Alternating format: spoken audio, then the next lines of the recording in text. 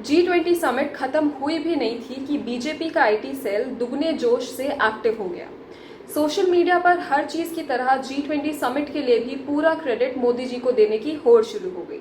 लेकिन असल कूटनीति की पहचान तो ये है कि दुनिया भारत के लोकतंत्र को किस नजर से देखती है, और इस मोर्चे पर मोदी सरकार बुरी तरह मात खाती दिख रही है।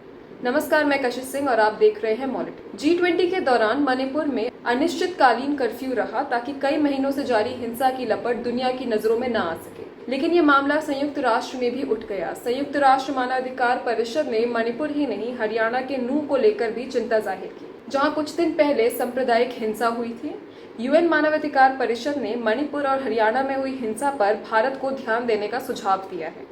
यूएनएचआरसी कमिश्नर वोल्कर तुर्क ने सोमवार 11 सितंबर को भारत से अल्पसंख्यकों के अधिकारों को बनाए रखने के लिए दोगुने प्रयास करने का आह्वान किया। मानवाधिकार कमिश्नर ने बताया कि उनके कार्यालय को अक्सर जानकारी मिलती है कि भारत में हाशिए पर रहने वाले अल्पसंख्यक समुदायों को हिंसा और भेदभाव का शिकार होना पड़ता है और मुसलमान अक्सर ऐसे हमलों का निशाना बनते हैं।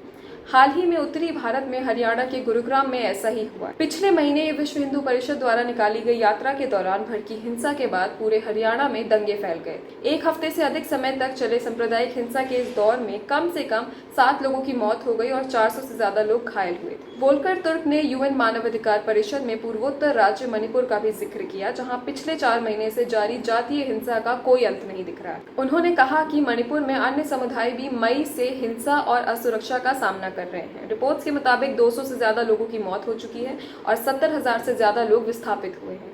G20 समिट के बाद से हर तरफ अलग अलग पोस्ट और ट्वीट्स के जरिए ये बताया जा रहा है कि कैसे मोदी जी के सामने पूरा विश्व झुकता है। मेन स्ट्रीम मीडिया ने तो ढोल पीटने का रिकॉर्ड ही तोड़ दिया है। ऐसा बताया गया मानो G20 मोदी जी के दिमाग की उपज हो और उसका अध्यक्ष बनना उनकी निजी उपलब्धि, जबकि इस संगठन में शामिल सभी 20 देशों को बारी बारी से इसका अध्यक्ष बनने का मौका मिलता है। सच्चाई तो ये है कि भारत को G20 की मेजबानी पहले मिल रही थी, लेकिन मोदी जी लोकसभा चुनाव के एक पहले इस आयोजन को कराना चाहते थे ताकि चुनावी लाभ ले सके। मीडिया बता रहा है कि इतने देशों के राष्ट्राध्यक्ष कभी एक साथ दिल्ली में नहीं आए, जबकि दिल्ली में 1983 में 7 से 12 मार्च के बीच 7वां गुटनिरपेक्ष सम्मेलन हुआ था, जिसमें 100 देशों के शासन प्रमुख शामिल हुए थे। तब मेजबानी भारत की तत्कालीन प्रधानमंत्री इंदिरा गांधी ने की थी।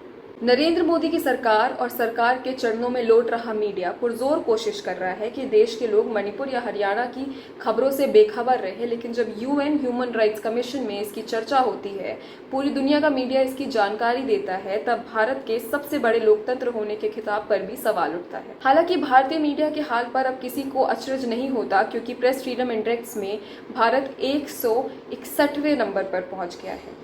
देखते रहिए मॉनिटर्स, हमको सब्सक्राइब कीजिए और वीडियो पसंद आए तो शेयर कीजिए।